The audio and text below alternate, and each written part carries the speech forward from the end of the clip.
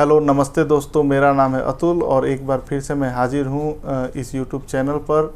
और इस सीरीज़ का नाम है पर्यावरण की पुस्तकें। तो आज इस किताब की हम चर्चा करने जा रहे हैं, वो ये है सुप्रसिद्ध किताब है। ये किताब आज के लगभग 30 साल पहले लिखी गई, आज भी खड़े हैं तालाब, और इसे लिखने वाले हैं अनुपम मिश्र जी। अनुपम मिश्र जी का 2016 में देहांत हो गया। तो सबसे पहले जानते हैं अनुपम मिश्र जी के बारे में और फिर जानेंगे कि इस किताब में क्या है। अनुपम मिश्र जी देश और दुनिया के जाने वाले पर्यावरणविद रहे हैं और इन्होंने समाज केंद्रित समाधान ढूंढने में, पर्यावरणीय समाधान जो समाज केंद्रित समाधान है उनको ढूंढने में बहुत ही महत्वपूर्ण भूमिका निभाई है। अपने जीवन काल में इन्होंने हजारों तालाबों का पुनर्निर्माण कराया, उनका रखरखाव ठीक किया। इसके अलावा राजस्थान में एक नदी जो सूख गई थी उसे पुनर्जीवित करने का भी इन्होंने काम किया। ये जो पुस्तक है इसकी खास बात यह है कि ये किताब 20 से ज़्यादा भाषाओं में लिखी गई है, जिसमें कि ब्रेल में भी लिखी गई है जो ब्लाइंड लोगों के लिए लिपि इस्तेमाल होती है। और सबसे खास बात इस किताब की ये है कि ये किताब कॉपीराइट फ्री है। तो अनुपम मिश्र जी की पूरे जीवन की जो सबसे महत्वपूर्ण कृति है आज भी खड़े हैं तालाब, उसको उन्होंने कॉपीराइट से मुक्त रखा। और इस किताब में आप देखेंगे ये जब शुरुआत होती है तो इसमें लिखा हुआ है कि प्रबुद्ध लेखक ने इसे सार्वजनिक संपत्ति घोषित कर दिया है, यानी इसका सर्वाधिकार सार्वजनिक है। इस किताब की लाखों प्रतियां बिकी और विभिन्न भाषाओं में बिकी, यहाँ तक कि भारत के बाहर भी 1-2 अफ्रीकी भाषाओं में भी इसका अनुवाद हुआ। और उसके बावजूद भी इसके जो लेखक हैं अनुपम मिश्र, उन्होंने इसका 1 भी रुपया कॉपीराइट नहीं लिया, बल्कि इसे कॉपीराइट से उन्होंने फ्री कर दिया। इसके अलावा अनुपम मिश्र जी चिपको आंदोलन के पहले इतिहासकार भी हैं और वो गांधी शांति प्रतिष्ठान से जुड़े रहे। और पर्यावरण में जो लोक से जुड़ी हुई चीज़ें हैं, जो जन सरोकार से जुड़ी हुई चीज़ें हैं, उससे जुड़े हुए बहुत ही महत्वपूर्ण काम वो लगभग 30-35 सालों तक लगातार करते रहे और बिना शोरगुल के करते रहे। तो ये जो किताब है ये लगभग उनके 10-15-20 साल तक के अनुभव का एक सार है। और ये किताब इस बारे में है कि भारत में जो इस टाइम पे वाटर मैनेजमेंट की जो सिस्टम है बना हुआ है, जो जल प्रबंधन की तकनीकी बनी हुई है, उसका एक अपना परंपरागत इतिहास रहा है। और ये किताब उसी के बारे में है। ये किताब तालाबों के बारे में है। तालाब, इसमें पूरे भारत में लगभग जितने भी तरह के तालाब बनते थे और जितने भी लोग जो तालाब बनाने वाले थे और राज और समाज के सहयोग से जो तालाब बनाए जाते थे, उन सब के बारे में आपको विवरण इसमें मिलेगा। इसमें चेरापूंजी का भी उदाहरण मिलता है जहाँ पे कि सबसे ज़्यादा बरसात होती है, और जैसलमेर या जोधपुर जैसे जगहों का भी उदाहरण है जहाँ पे कि देश नहीं दुनिया में सबसे कम बरसात में से एक जगह है वो। इसके अलावा दक्षिण भारत के राज्य मिलेंगे आपको, गुजरात मिलेगा, मध्य प्रदेश मिलेगा, तमिलनाडु के उदाहरण मिलेंगे, और इसके अलावा कर्नाटका के उदाहरण इसमें आपको मिलेंगे। और इसमें पूरे किताब में ये बात बार बार कही गई है कि जो पानी है, वो पानी के जो रखरखाव का काम है वो सबसे बेहतर ढंग से समाज ही कर सकता है। उसका कारण ये है कि पानी से वो सीधा सीधा जुड़ा हुआ समाज है और वो जानता है आसपास के भूगोल को, अपनी स्थानीय जलवायु को वो समझता है, उस हिसाब से वो पानी का रखरखाव करता है। पिछले 100-150 सालों में जब से आधुनिक व्यवस्था आई है, सिविल इंजीनियरिंग आया है और जो वाटर डिस्ट्रीब्यूशन के नए सिस्टम्स आए हैं, उसकी वजह से जो पुरानी व्यवस्था है वो थोड़ी सी टूटी ज़रूर है, लेकिन आज भी तालाब सबसे सशक्त माध्यम है। चाहे वो शहर में शहरी बाढ़ की समस्या से बचने की बात हो या फिर शहरों में सूखे से बचने की बात हो, उसके लिए तालाब सबसे ज़्यादा सशक्त माध्यम है। इसमें बताया गया है कि किस तरीके से तालाब जो है वो न सिर्फ एक वाटर बॉडी नहीं है, वो हमारी संस्कृति के एक हिस्सा है और जीवंत हिस्सा है, वो निर्जीव नहीं है। इसमें वो लिखते हैं एक जगह कि जो समाज को जीवन दे उसे निर्जीव कैसे माना जा सकता है। तो ये है अनुपम मिश्र जी और उनकी ये किताब है। इस किताब में क्या है, अब आइए उसके बारे में थोड़ा सा जान लेते हैं। इस किताब में टोटल हैं 9 चैप्टर्स, 9 पार्ट हैं इसमें। और ये पार्ट अपने में जो है बहुत ही गहरी रिसर्च के बाद ये लिखे गए हैं। पहला जो पार्ट है, पाल के किनारे रखा इतिहास। दूसरा, नींव से शिखर तक। तीसरा, संसार सागर के नायक। चौथा है, सागर के आगर। पांचवा, साफ माथे का समाज। छठा है, सहस्त्र नाम। 7वां मृग तृष्णा जुठलाते तालाब, और फिर 8वां है तालाब बांधता धर्म स्वभाव, और 9वां है आज भी खड़े हैं तालाब। तो ये किताब है। और एक इस किताब की मैं आपको खास बात बताऊं, और ये ही किताब नहीं बल्कि अनुपम जी की बाकी किताबों की भी हमारे समय का जो पर्यावरण चिंतन है और पर्यावरण का जो लेखन है, उसमें दो एक चीज़ें बात मैं बताऊं। एक तो उसकी भाषा इतनी ज़्यादा कठिन है, जार्गन्स होते हैं उसमें, ऐसे टेक्निकल वर्ड्स होते हैं जिससे कि आपको समझ में नहीं आएगा। मसलन कि अगर आप किसी लीगल इन्वायरमेंटलिस्ट से बात करते हैं जो कि पर्यावरण से कानूनों से जुड़े हुए काम करता हो, तो वो ऐसी किताब लिखता है, ऐसे शब्दावलियाँ का इस्तेमाल करता है जो कि एक आम आदमी के समझ में नहीं आएंगी। दूसरी तरफ अगर आप टेक्निकल किसी इंजीनियर से बात करते हैं जो इन्वायरमेंट से जुड़ा हो, तो उसके अपनी शब्दावली है। अगर आप इन्वायरमेंट से जुड़े हुए किसी ऐसे व्यक्ति से बात करते हैं जो कि बायोलॉजिस्ट है या वाइल्ड लाइफ से जुड़ा हुआ है, तो उसकी एक अपनी अलग शब्दावली है। इसके अलावा जो हिंदी अनुवाद पर्यावरण की शब्दावली का हुआ है वो भी बहुत ज़्यादा अच्छा नहीं है। तो एक तो इम्पॉर्टेंट चीज़ है कि अनुपम मिश्र की जो भाषा है वो बहुत ही सहज है, वो समाज से निकली हुई भाषा है, और वो जार्गन्स उसमें बिल्कुल भी नहीं है, टेक्निकल वर्ड्स बिल्कुल भी नहीं है, वो किसी भी एक आम व्यक्ति को समझ में आ जाएगी। तो पर्यावरण की जो दूसरी किताबें हैं उसके मुकाबले इस किताब की या दूसरी अनुपम जी की किताबों की खासियत सबसे बड़ी यही है कि एक आम आदमी उसे समझ सकता है। दूसरी जो महत्वपूर्ण इस किताब में मुझे बात लगी वो बात ये है कि पर्यावरण की ज़्यादातर इस समय जो भी किताबें आती हैं या जो भी विचार आते हैं, जो भी आर्टिकल वगैरह लेख वगैरह भी आते हैं, उसमें आपको देखने को मिलेगा कि पर्यावरण का जो बुनियाद है वो चिंता और भय है। उसमें पृथ्वी बचाने की बात करी जाती है, ब्रह्मांड बचाने की बात की जाती है, और कहा जाता है कि पृथ्वी अगर मनुष्य नहीं बचाया तो ख़त्म हो जाएगी। और बहुत कई बार फ्रस्ट्रेशन और निराशा भी देखने को मिलता है, और ऐसा होना स्वाभाविक है क्योंकि जो इन्फॉर्मेटरी ज्ञान है, जो सूचना वाला ज्ञान है जिसमें कि बहुत ज़्यादा आंकड़े हो, तो आंकड़े वाला ज्ञान आपको एक स्तर के बाद से परेशान कर सकता है। तो इस किताब में पहली बात तो यह है कि आंकड़े बहुत ही कम हैं, ना के बराबर हैं। और दूसरी चीज़ ये है सबसे अच्छी चीज़ कि ये किताब आशा की किरण है। इस किताब में आपको निराशा की बातें बहुत कम देखने को मिलेंगी, और इस तरह की बात तो बिल्कुल देखने को नहीं मिलेगी कि पृथ्वी बचाने की। ये जो परंपरा है अनुपम मिश्र की, इसमें जुड़े हुए जो दूसरे लोग भी हैं वो हमेशा ये कहते हैं कि मनुष्य को खुद को बचाने की बात करनी चाहिए। पृथ्वी पे मनुष्य का जो प्रादुर्भाव हुआ है, जो मनुष्य आया है पृथ्वी पे, वो बहुत ज़्यादा दिन नहीं हुए। पृथ्वी इससे कई गुना ज़्यादा दिन पुरानी है। जो नदियां हैं हमारी वो करोड़ों साल पुरानी हैं। तो मनुष्य को खुद को बचाने की बात करनी चाहिए, खुद कैसे वो सस्टेनेबिलिटी से और खुद किस तरीके से हार्मोनी के साथ अच्छे से वो रह सकता है, इसकी बात हमें करनी चाहिए। दूसरी चीज़ क्या है कि समाज केंद्रित तीसरी चीज़ इसमें यह है कि ये किताब जो है संस्थागत ज़्यादा बात नहीं करती है। इस समय जो जार्गन्स हैं और जो टेक्निकलिटी है और जो क्रिटिकल थिंकिंग है और ये जो सारी चीज़ें हैं वो इंस्टीट्यूशनलाइज हो जाती हैं, संस्थागत चीज़ों की वो बात करने लगती है अंत में। और संस्थागत चीज़ों की अपनी अच्छाइयाँ हैं, संस्थागत नियमों के अपने फ़ायदे हैं, लेकिन अपने नुकसान भी हैं। तो ये किताब संस्थागत बात नहीं करती है, ये समाज केंद्रित बात करती है, और ये कहती है कि समाज सबसे बड़ी संस्था है, समाज राज्य से भी बड़ी संस्था है। स्टेट ख़त्म हो जाते हैं 100-200 सालों में, 500 सालों में, उसके स्टेट को रूल करने वाले रूलर्स भी कई बार ख़त्म हो जाते हैं, लेकिन समाज बना रहता है। तो जो समाज केंद्रित समाधान है, जो समाज ने जल दर्शन दिया, ये इसमें बात आती है कि समाज जल नीति नहीं बनाता है 5 साल के चुनाव को ध्यान में रख के, वो 1000 साल 5000 साल को ध्यान में रख के जल दर्शन बनाता है, और जल दर्शन को वो परंपरा के इर्द गिर्द अपने बुनता है। और परंपरा को परिभाषित करते हुए अनुपम मिश्र करते हैं कि परंपरा वह है जो हमें भूतकाल से वर्तमान को जोड़े और वर्तमान से अपने भविष्य को जोड़े। तो एक धागे की तरह है, और उसमें बहुत सारा कूड़ा कचरा भी हो सकता है परंपरा में, बहुत सारी ऐसी भी चीज़ें हो सकती हैं जिनको समय के साथ छोड़ देना चाहिए, लेकिन बहुत सारी ऐसी चीज़ें हैं जो कि बहुत अच्छी हैं, उन्हें अपनाना चाहिए।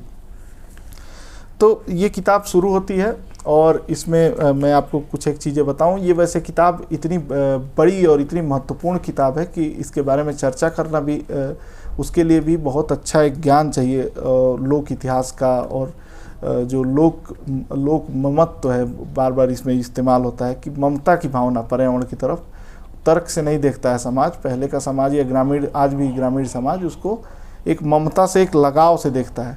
तो पर्यावरण दर्शन में जो लगाव वाला चीज़ है वो मिसिंग आपको दिखेगा बाकी जगहों पे, लेकिन इनकी रचनाओं में ये दिखता है।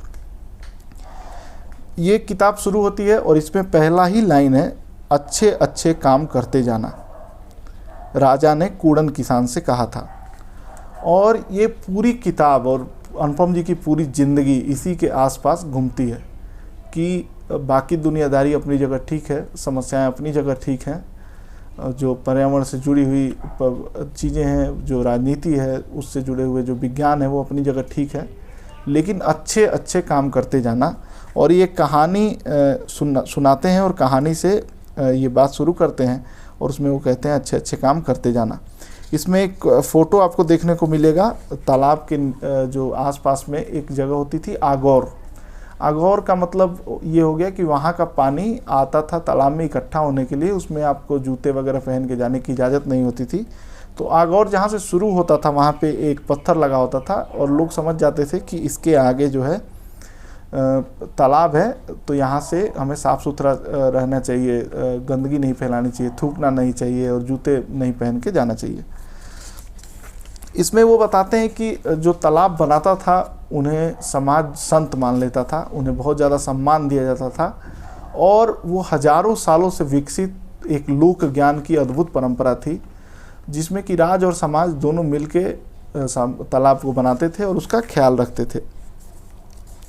दूसरा जो इसमें चैप्टर है, नींव से शिखर तक, अनपुछी 11, एक इस पर टर्म पहले शुरुआत होता है, आज अनपुछी 11 है। अनपुछी 11 का मतलब क्या है? एक हिंदू मिथोलॉजी के अनुसार सांस्कृतिक एक जो हमारी हिंदू संस्कृति है उसमें एक टर्म, एक दिन आता है ऐसा जिसमें कि आप बिना किसी से पूछे कोई भी शुभ कार्य शुरू कर सकते हैं। आपको किसी के पास जाना नहीं होता, किसी से पूछना नहीं होता है कि आज का दिन कैसा है, ठीक है, ख़राब है। तो उस दिन ये बताते हैं कि किस तरीके से तालाब उस दिन बनना लोग शुरू करते हैं और इसमें बहुत सारे टर्म आते हैं, नेष्टा, पाल, और जब आप ये पढ़ेंगे तो आपको पता चलेगा कि लोक भाषा का एक अपना इतिहास है और अपनी एक शब्दावली है। वो शब्दावली बहुत ही रुचिकर है और वो बोरिंग शब्दावली नहीं है, जैसा कि अगर हम दूसरी भाषाओं से शब्द लेते हैं अपने लिए तो वो कई बार बहुत बोरिंग साबित होते हैं, लेकिन ये जो है लोक भाषा के लुभावने शब्द हैं। इसमें जो तीसरा चैप्टर है, संसार सागर के नायक, और इसमें बहुत अच्छे से ये लिखते हैं और ये भाषा देखिए, भवानी प्रसाद मिश्र के सुपुत्र हैं अनुपम मिश्र। भवानी प्रसाद मिश्र जी जाने माने हिंदी के कवि थे और शायद उनका असर इनकी भाषा में भी देखने को मिलता है। इसमें चैप्टर शुरू होता है, कौन थे वो अनाम लोग, सैकड़ों हजारों तालाब अचानक शून्य से प्रकट नहीं हुए थे। इनके पीछे एक इकाई थी बनवाने वालों की, तो दहाई थी बनाने वालों की। यह इकाई दहाई मिलकर सैकड़ा हजार बनाती थी। लेकिन पिछले 200 वर्षों में नए किस्म की थोड़ी सी पढ़ाई पड़ गए समाज ने इस इकाई दहाई सैकड़ा हजार को शून्य ही बना दिया। इस नए समाज के मन में इतनी भी उत्सुकता नहीं बची कि उससे पहले के दौर में इतने सारे तालाब भला कौन बनाता था। उसने इस तरह के काम करने के लिए जो नया ढांचा खड़ा किया है, IIT का, सिविल इंजीनियरिंग का, उस पैमाने से, उस गज से भी उसने पहले हो चुके इस काम को नापने की कोई कोशिश नहीं की। तो ये इसमें बताते हैं कि पूरा एक समाज था, एक कुछ लोग ऐसे थे जो बनवाते थे, इकाई उनकी थी, तो एक बनाने वालों की दहाई थी और उससे मिलते मिलते ये संख्या सैकड़ा हजार तक पहुंचती थी और लाखों तालाब बने। और मानव सभ्यता के दौर में जो नई टेक्नोलॉजी आई है उसने पानी की स्कैरिसिटी को बढ़ाया है, पानी की जो भूख को बढ़ाया है। इस पानी का जो नियोजन और प्रबंधन था वो बेहतर था, ये बताने की कोशिश करते हैं और इस बात में सच्चाई है। जो तालाब बनाने के लिए जो शब्द इस्तेमाल होता है इसमें, इसका जिक्र है गजधर, और गजधर को आदर के साथ उनका नाम लिया जाता है और उनका सम्मान आज के इंजीनियरों से बराबर नहीं बल्कि उनसे कहीं ज़्यादा है। तो इस तरह के इसमें शब्द हैं, इसमें बहुत सारे जगह के उदाहरण हैं। इसमें बिहार का उदाहरण है, राजस्थान का उदाहरण है, मध्य प्रदेश का उदाहरण है। और दक्षिण भारत के भी कई राज्यों के इसमें उदाहरण हैं। एरी एक तालाब होता है दक्षिण भारत में, उसका उदाहरण मुझे इसमें दिख रहा है। और इसमें वो बताते हैं इस चैप्टर में कि बुद्धि और संगठन का एक सशक्त तालमेल देखने को मिलता था।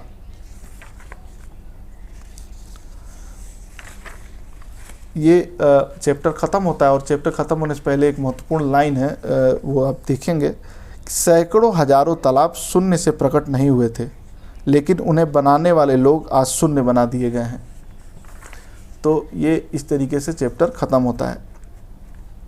इसमें अगला जो चैप्टर है सागर के आगर, और इसमें बताते हैं कि जो है किस तरह से बहुत सारे नाम हुआ करते थे और नाम कैसे रखे जाते थे, उसकी क्या परंपरा थी और उसमें क्या कलात्मकता थी, उसके बारे में पूरा है। राजस्थान का मुख्यतः इसमें जिक्र मिलता है, जोधपुर का, जैसलमेर का। और राजस्थान में तरह तरह की इस तरीके की पारंपरिक जो वाटर बॉडीज़ पाई जाती हैं, कुआं है, कुई है, इसके अलावा तालाब भी अलग तरीके के होते हैं। एक ये बताते हैं इसमें कि पाल जो है, तालाब का एक पाल होता है जहाँ पे कि कोहनी के आकार का आपको स्ट्रक्चर दिखाई देगा, और वो इसलिए बनाया जाता है ताकि बरसात में जब ज़्यादा पानी भर जाए तो वहाँ पे तालाब टूटे ना। और तालाब में जो अलग अलग हिस्से हैं, जैसे कि बिल्डिंग के इस समय हिस्से होते हैं, फाउंडेशन होता है, स्ट्रक्चर, सब स्ट्रक्चर और कॉलम्स, बीम्स, वैसे ही जो तालाब के अलग अलग हिस्से हैं उनके सुंदर पारंपरिक नाम होते थे और उन नामों का इतिहास है अपना, उन नामों के कारण हैं अपने, उन नामों के बारे में भी इसमें बहुत अच्छे से जिक्र किया गया है। इसके अलावा जो वाटर लेवल नापने के लिए, जैसे कि इस टाइम पे हम इंच या फीट में नापते हैं या सेंटीमीटर में नापते हैं, जैसे कि हम कहते हैं कि नदी अब खतरे के निशान से ऊपर बह रही है, तो उस समय तालाब में वाटर लेवल नापने के लिए ये लोग बहुत ही सुंदर कलात्मक प्रतिकृतियाँ बनाते थे। उदाहरण के तौर पर जैसे तालाब में सबसे नीचे बना होता था, ये आप देखेंगे कि इसमें देखिए ये दिखता था कि अगर हाथी का एक मूर्ति बनी होती थी और वहाँ तक अगर पानी आ गया यानी कि 1/4 तालाब भर गया, फिर घोड़े तक आ गया तो आधा भर गया, फिर ऐसे दूसरे जानवरों की प्रतिकृति बनी रहती थी और उससे पता चलता था लोगों में कि कैसे कितना पानी हमारे पास इकट्ठा हो चुका है। एक और इम्पॉर्टेंट चीज़ चैप्टर में है कि पानी की तस्करी, इसके बारे में लिखते हैं वो कि जैसे तालाब का निर्माण इस तरह से किया जाता था कि जैसे जैसे गर्मी का मौसम नज़दीक आए, जो तालाब का एरिया है, ओपन एरिया जो होता है, वो एरिया कम होता जाए। उसका कारण ये है कि वेपोराइजेशन होता है, जितनी ज़्यादा गर्मी होगी अगर वो डायरेक्ट कांटेक्ट में आएगा सनलाइट के तो उतना ज़्यादा पानी वेपराइज हो जाएगा। तो इस तरह से तालाब बनाए जाते थे कि जैसे ही गर्मी आती थी और तालाब में पानी कम होने लगता था तो वो ऐसा स्ट्रक्चर बनाया जाता था कि ऐसे पानी होते होते इतना कम हो जाए और वो बिल्कुल उसका जो ऊपर का सरफेस एरिया होता था जो कांटेक्ट में आता था सनलाइट के, वो बिल्कुल कम हो जाता था। इसमें लिखते हैं वो कि यदि सारा इंतजाम हो जाए पर पानी की तस्करी न रोकी जाए तो अच्छा खासा तालाब देखते देखते सूख जाता है। वर्षा में लबालब भरा, शरद में साफ सुथरे नीले रंग में डूबा, शिशिर में शीतल हुआ, बसंत में झूमा और फिर ग्रीष्म में तपता सूरज तालाब का सारा पानी खींच लेगा। शायद तालाब के प्रसंग में ही सूरज का एक विचित्र नाम अम्बु तस्कर रखा गया है। तस्कर हो सूरज जैसा और आगर यानी खजाना बिना पहरे के खुला हो तो चोरी होने में देर लगेगी क्या? इस चोरी को बचाने की पूरी कोशिश की जाती है तालाब के आगर को ढालदार बनाकर। तो इसमें बताते हैं वो कि कम पानी को ज़्यादा क्षेत्र में फैलने से रोका जाता है। और कितनी अच्छी शब्दावली है, देखिए आप, कि यदि कम पानी ज़्यादा क्षेत्र में फैल जाएगा तो उसका वाष्पन जो होगा, वेपराइजेशन, बहुत ईजी हो जाएगा। तो उसको कम पानी जब बचता है तो उसका जो क्षेत्रफल है वो कम कर दिया जाता है और उससे उसका जो वेपराइजेशन है, वाष्पन है, वो कम हो जाता है। तो ये चैप्टर इसमें ख़त्म होता है। इसमें अगला जो चैप्टर है साफ माथे का समाज, और साफ माथे का समाज इसमें ये ऐसे बताते हैं कि जो समाज था वो अपना रख रखाव, अपने पानी का इंतज़ाम वो खुद करता था और उसमें अगर कोई गंदगी होती थी, कभी गाद भर जाती थी या तालाब पट जाता था तो उसे वो एक तरीके से अपने जीवन का हिस्सा मानता था। अगर कभी बारिश कम होती थी, कभी ज़्यादा होती थी तो उस हिसाब से वो अपनी फसलें बोता था। वो आज का जो वाटर मैनेजमेंट सिस्टम है कि आप आप दूसरे के हिस्से का पानी छीनो और उस छीना झपटी में लड़ाइयाँ हो रही हैं दो प्रदेशों के बीच में, समाज के अंदर भी और देशों के अंदर भी हो रही हैं।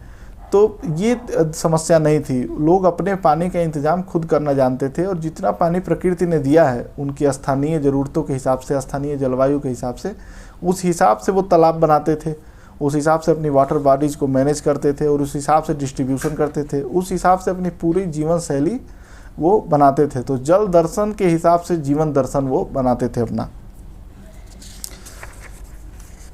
इसमें फिर वो लिखते हैं कि जो तालाब बनाते थे समाज उन्हें संत बना देता था।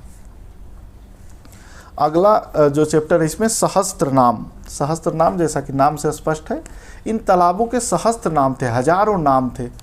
एक क्षेत्र में तालाबों के सैकड़ों नाम आपको देखने को मिल जाएंगे। तो आप समझिए कि भारत जैसे बड़े देश में जिसमें कि लाखों तालाब थे, वहाँ पे कितने नाम होंगे। और तालाब भी ऐसे कोई छोटे मोटे तालाब नहीं, बहुत बड़े बड़े तालाब, उनके सामने जो है छोटी नदियाँ फीकी पड़ जाएं, पूरा शहर पानी पीता था, इतने बड़े तालाब थे। तो ये इसमें आपको बहुत तालाब का नाम स्त्रीलिंग और पुल्लिंग दोनों जो है आपको मिलेंगे। जोहड़, जोहड़ी, बंध, बंधिया, ताल, तलैया, पोखर, पोखरी, ये आपको देखने को मिलेगा।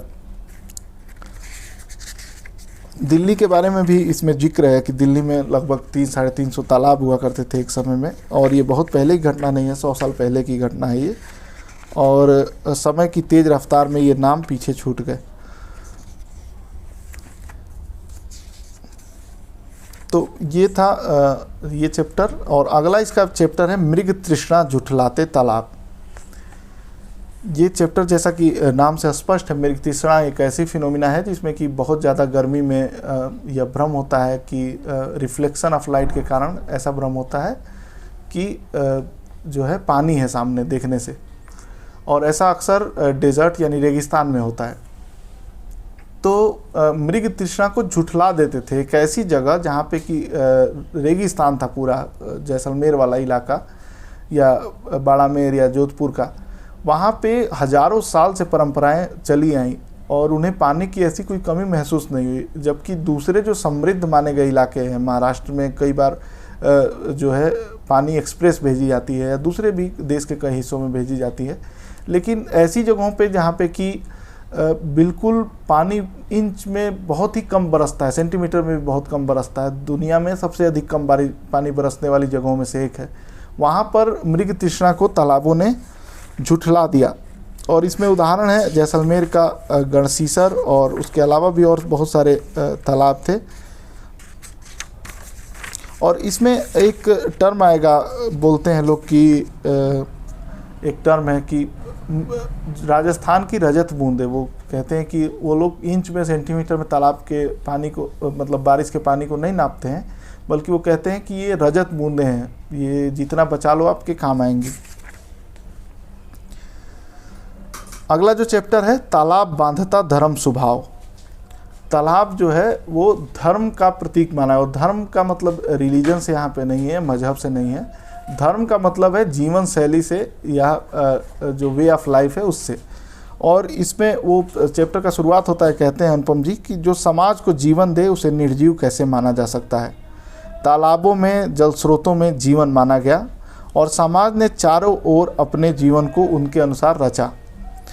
जिसके साथ जितना निकट संबंध, जितना स्नेह, मन उसके उतने ही नाम रख लेता है।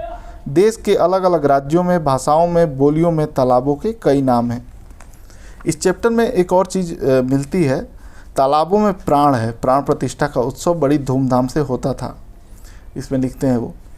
और इसमें फिर आगे लिखते हैं कि इन तालाबों के दीर्घ जीवन का एक ही रहस्य था, ममत्व। यह मेरा है, हमारा है। ऐसी मान्यता के बाद रख रखाव जैसे शब्द छोटे लगने लगेंगे। तो ये जो तालाबों की ज़िंदगियाँ इसमें बताई गई हैं, जो बड़े तालाब हैं उनकी ज़िंदगी सैकड़ों साल है, हज़ारों साल है। हमारे जो कंक्रीट स्ट्रक्चर बनते हैं उसमें कंपनियां जो कंक्रीट स्ट्रक्चर बनाती है वो खुद कहती हैं कि 100 साल चलेगा, वो 100 साल भी नहीं चलता, उसमें लीकेज आने लगती है और दूसरी तरह की समस्याएं आने लगती हैं। लेकिन ये जो तालाब थे और आज भी जो तालाब हैं राजस्थान में, मध्य प्रदेश में, बाकी शहरों में, उनका जीवन हज़ारों सालों का है, सैकड़ों सालों का है। वो अपने शहरों को, जिन शहरों में वो तालाब बने हुए हैं, एक तरफ जलीय बाढ़ से बचाते हैं, जो वर्षा के पानी से बचाते हैं, जल भराव से बचाते हैं, जो अर्बन फ्लडिंग हो रहा है उससे बचाते हैं, और दूसरी तरफ सूखे से बचाते हैं। तो जिस समय कम बरसात होती है गर्मियों में, उस समय वो तालाब उस शहर को ठंडा रखते हैं, वहाँ पे पानी मुहैया कराते हैं। और जिस समय शहर में ज़्यादा बरसात हो जाती है, वो जो अतिरिक्त पानी होता है उसको अपने में समाहित कर लेते हैं। तो ये था ये चैप्टर। इसका जो अगला चैप्टर है और ये लास्ट चैप्टर है, आज भी खड़े हैं तालाब। ये इसकी शुरुआत होती है चैप्टर की, बुरा समय आ गया था। ये जो है बताते हैं कि किस तरह से ये पूरी व्यवस्था चौपट हुई और उस चौपट होने का नतीजा क्या निकला। इसमें एक जगह वो लिखते हैं कि शहरों को पानी चाहिए लेकिन पानी दे सकने वाले तालाब नहीं। तो फिर विकल्प क्या बचता है? उसके लिए आपको ट्यूबवेल लगाना पड़ेगा, उसके लिए बिजली चाहिए। और बहुत सारे शहरों का बुरा अनुभव ये बताता है कि ये जो तरीका है ट्यूबवेल वाला, ये सस्टेनेबल नहीं है। दूर से जो पानी लाने का तरीका है, किसी नदी का पानी नहर बना के लाने का या दूसरे पाइपलाइन से, वो बहुत ज़्यादा सस्टेनेबल नहीं है। एक तो वो बहुत महंगा है, दूसरा उससे जो जल प्रबंधन का टकराव बढ़ता है दूसरी जगहों से, और सबसे बड़ी बात यह है कि वो जहाँ से पानी लाया जाता है वहाँ पे पानी की कमी होती है। तो इस तरीके की समस्याएं देखने को हमें मिलती है। इसमें मैसूर का उदाहरण है। मैसूर में 40,000 तालाब हुआ करते थे और इसमें एक वो जिक्र करते हैं कि मैसूर में जल प्रबंधन का इतना तगड़ा, इतनी व्यवस्था थी कि यदि मैसूर के पहाड़ की चोटी पर और उसके सबसे जो नुकीला हिस्सा है उस पर एक बूंद पानी गिरे और आधा बूंद पानी एक तरफ जाए और आधा बूंद पानी दूसरी तरफ जाए, तो उन दोनों बूंद के जो दोनों भाग हैं, हिस्से हैं, उनको संरक्षित करने के बराबर तालाब मौजूद थे। एक बूंद पानी भी मैसूर शहर अपना बर्बाद होने नहीं देता था। इसमें वो बताते हैं कि कैसे बर्बाद हुए ये जो सारे तालाब थे, और उसमें बताते हैं कि हमने पानी की कीमत से ज़्यादा समझा ज़मीन की कीमत, और हमने जो तालाब थे उनको पाट कर उसमें मिट्टी भर दिया, उस पर दुकानें बना दी, मकान बना दिए, भवन बना दिए। और शहरों में जैसे जैसे ज़मीन महंगी होती गई, ये प्रक्रिया और ज़्यादा तेज़ होती गई। लेकिन इसका दुष्परिणाम ये हुआ कि इसमें लिखते हैं वो कि पानी अपना रास्ता नहीं भूलता। तालाब हथिया कर बनाए गए नए मोहल्लों में वर्षा के दिनों में पानी भर जाता है, और वर्षा बीती नहीं कि इन शहरों में जल संकट का बादल छाने लगता है। तो तालाब दोनों तरीके के चीज़ों से सुरक्षा करता है, एक तरफ सूखे से और एक तरफ जल जो है अर्बन फ्लडिंग से। तो इसमें वो बताए हैं कि अंततः पानी बता रहा है कि आप उसके रास्ते में मत आइए, उसे बहने का रास्ता दीजिए। पानी का अपना एक धर्म होता है, वो रिसेगा, ज़मीन के अंदर जाएगा, बहेगा। अगर आप उसके रास्ते में आएंगे तो वो बहने की जगह आपको बहाएगा, और पानी अपना रास्ता नहीं भूलता।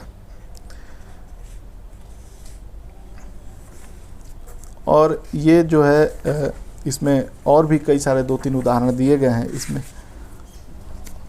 और अंत में ये किताब जो ख़त्म होती है उसके पहले इसमें एक बात कही जाती है, और वो ये आशा के साथ किताब ख़त्म होती है। जैसा कि मैंने कहा कि ये किताब आशावादी किताब है, इसमें आपको ऐसी चीज़ें देखने को नहीं मिलेगी। ये लिखते हैं कि उपेक्षा की इस आंधी में भी कई तालाब फिर भी खड़े हैं। देश भर में कोई 8 से 10 लाख तालाब आज भी भर रहे हैं, और वरुण देवता का प्रसाद सुपात्रों के साथ साथ कुपात्रों में भी बांट रहे हैं। उनकी मजबूत बनक इसका एक कारण है, पर एकमात्र कारण नहीं। तब तो मजबूत पत्थर के बने पुराने किले खंडहर में नहीं बदलते। कई तरफ से टूट चुके समाज में तालाबों की स्मृति अभी भी शेष है। स्मृति की यह मजबूती पत्थर की मजबूती से ज़्यादा मजबूत है। और ये इसके साथ ये ख़त्म होती है किताब। और इसमें एक और लास्ट जो पैराग्राफ है, इसके बाद जो अंत में फिर से वही लाइन वो दोहराते हैं कि गढ़सीसर में आज भी सूरज मन भर सोना उड़ेलता है, कुछ कानों में आज भी यह स्वर गूंजता है, अच्छे अच्छे काम करते जाना। तो ये किताब है 1992 की, इसे लिखे हुए आज 30 साल हो गए। तो ये किताब आज भी बहुत ज़्यादा प्रासंगिक है, और जिस तरह से जल प्रबंधन के रास्ते पे हम चल रहे हैं, मुझे लगता है कि ये किताब आने वाले समय में और भी ज़्यादा प्रासंगिक होगी। ये किताब इसलिए भी याद रखी जानी चाहिए कि एक ऐसा व्यक्ति हुआ जिसने कि अपनी जो सबसे महत्वपूर्ण कृति है उसे उन्होंने सर्वाधिकार सुरक्षित कहा, और कहा कि वो कॉपीराइट कोई नहीं है, कोई भी छाप सकता है, कोई भी बेच सकता है। ये संदेश अधिक से अधिक लोगों तक जाना चाहिए। तो ये थी आज भी खड़े हैं तालाब पुस्तक की चर्चा। ये किताब बहुत ज़्यादा समग्रता को समेटे हुए है, तो यदि इस किताब के बारे में आप कुछ नया जानते हैं जो कि हम नहीं समझ पाए, नहीं जान पाए या नहीं बता पाए आपको, तो उसके बारे में कमेंट करके बताइए। इसके अलावा पर्यावरण की कोई दूसरी किताब हो जिसे कि पढ़ा जाना चाहिए, जिसके बारे में चर्चा होनी चाहिए, तो उसके बारे में भी हमें कमेंट करके ज़रूर बताएं। आप सबका धन्यवाद।